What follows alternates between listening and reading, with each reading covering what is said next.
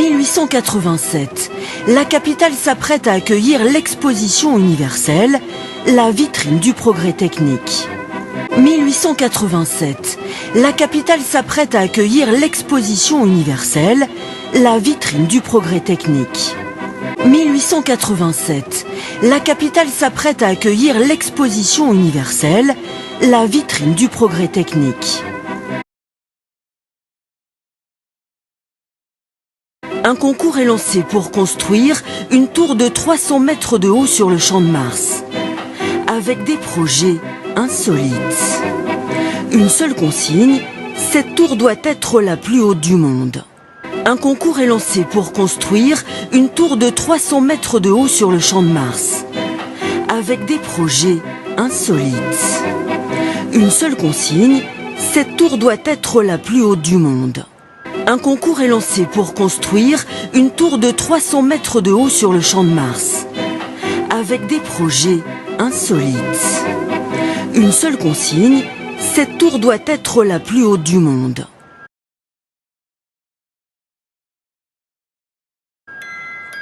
Gustave Eiffel, le célèbre constructeur de ponts métalliques, décroche le concours avec ce projet.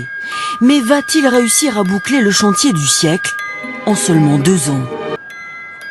Gustave Eiffel, le célèbre constructeur de ponts métalliques, décroche le concours avec ce projet.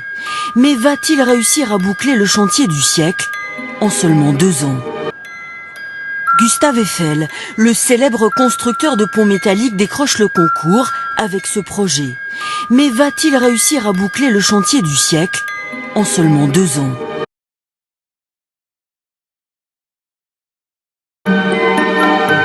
Cinq mois rien que pour les fondations.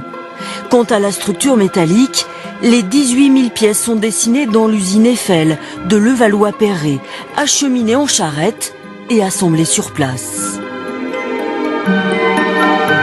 5 mois rien que pour les fondations.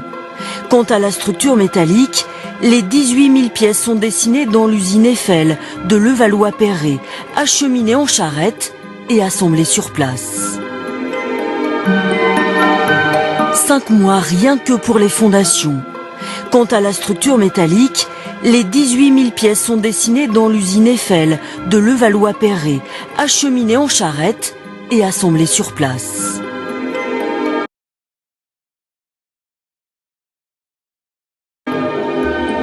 C'est une sorte de mécano géant et le problème essentiel, c'est que les éléments préfabriqués puissent venir s'assembler exactement les uns avec les autres. C'est une sorte de mécano géant et le problème essentiel, c'est que les éléments préfabriqués puissent venir s'assembler exactement les uns avec les autres. C'est une sorte de mécano géant et le problème essentiel, c'est que les éléments préfabriqués puissent venir s'assembler exactement les uns avec les autres. Donc il faut beaucoup de précision, il faut tracer des trous pour mettre les rivets au 10e de millimètre. Donc il faut beaucoup de précision, il faut tracer des trous pour mettre les rivets au 10e de millimètre. Donc il faut beaucoup de précision, il faut tracer des trous pour mettre les rivets au 10e de millimètre.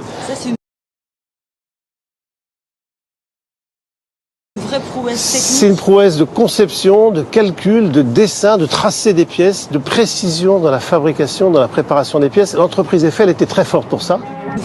C'est une prouesse de conception, de calcul, de dessin, de tracer des pièces, de précision dans la fabrication, dans la préparation des pièces. L'entreprise Eiffel était très forte pour ça.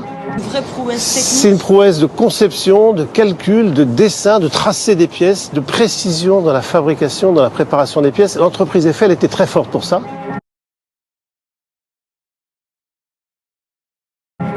La tour semble s'élever comme par enchantement dans le ciel de Paris. Au 2e étage, les ouvriers travaillent à une hauteur vertigineuse, perchés à 195 mètres de haut. La tour semble s'élever comme par enchantement dans le ciel de Paris. Au 2e étage, les ouvriers travaillent à une hauteur vertigineuse, perchés à 195 mètres de haut. La tour semble s'élever comme par enchantement dans le ciel de Paris. Au 2e étage, les ouvriers travaillent à une hauteur vertigineuse, perchés à 195 mètres de haut. 10 heures par jour sur de simples planches de bois et parfois les pieds dans le vide. 10 heures par jour sur de simples planches de bois et parfois les pieds dans le vide.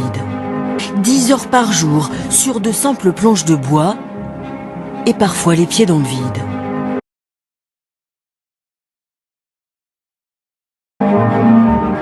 Pas de harnais, pas de ligne de vie, même pas de casque, pas de barrière de sécurité. Donc habitué au vertige sans doute. Pas de harnais, pas de ligne de vie, même pas de casque, pas de barrière de sécurité. Donc habitué au vertige sans doute. Pas de harnais, pas de ligne de vie, même pas de casque, pas de barrière de sécurité. Donc habitué au vertige sans doute.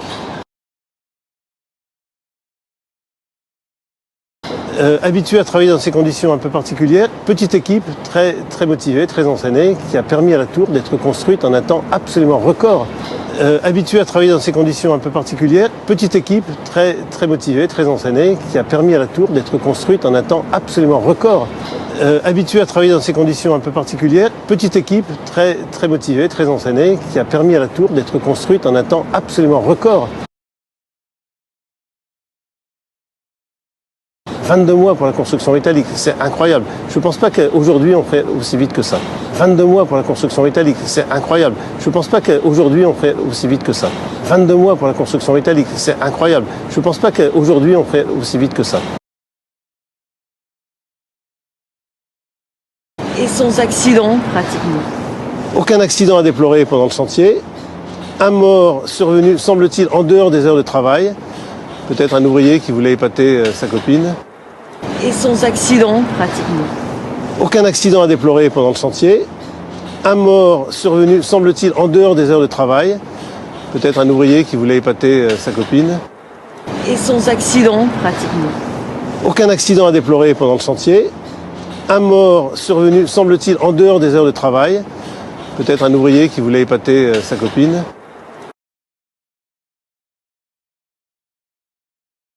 Pour réussir son pari, Gustave Eiffel est prêt à tout. Il a même investi sa fortune personnelle. Pour réussir son pari, Gustave Eiffel est prêt à tout. Il a même investi sa fortune personnelle. Pour réussir son pari, Gustave Eiffel est prêt à tout. Il a même investi sa fortune personnelle.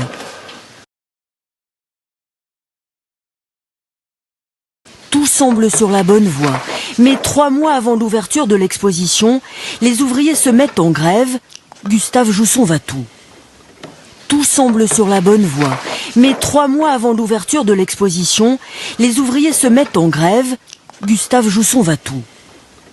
Tout semble sur la bonne voie, mais 3 mois avant l'ouverture de l'exposition, les ouvriers se mettent en grève. Gustave Jousson va tout. Il a fait une espèce de pression en disant ceux qui ne veulent pas reprendre le travail, demain, ne remettront jamais plus les pieds sur la tour. Il a fait une espèce de pression en disant ceux qui ne veulent pas reprendre le travail,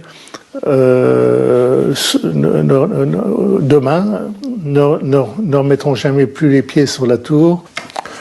Il a fait une espèce de pression en disant ceux qui ne veulent pas reprendre le travail,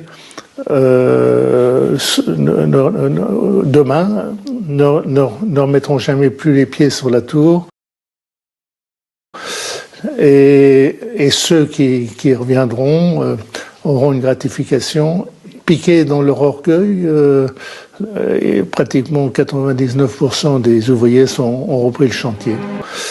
Et ceux qui reviendront auront une gratification. Piqués dans leur orgueil, et pratiquement 99% des ouvriers ont repris le chantier. Et ceux qui reviendront auront une gratification. Piqués dans leur orgueil, et pratiquement 99% des ouvriers ont repris le chantier. Comme prévu, la Dame de Fer est inaugurée le 31 mars 1889 et sera la vedette de l'exposition universelle faisons briller la France dans le monde entier.